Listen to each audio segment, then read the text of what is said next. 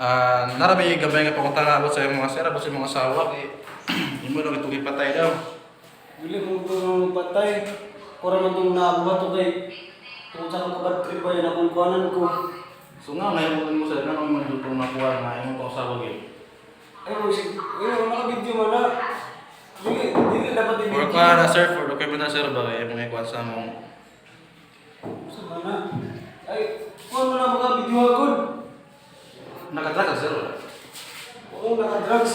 Nagbuhat mo na ako kay tungkol sa kabad trip na ako na nakuha dahil akong asawa. Pero wala rin ako ito ipatay. Normal gito.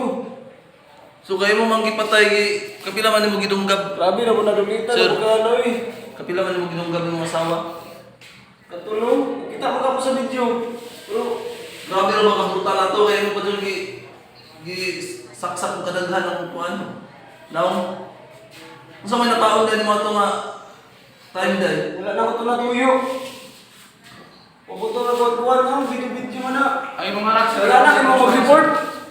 Ang mga anak sir, kumusta mo sir? Okay naman to. Huwag lang ako karoon. Ikaw na ako mag-report sa barangay ninyo. Sa Pag-iyaman ko ninyo.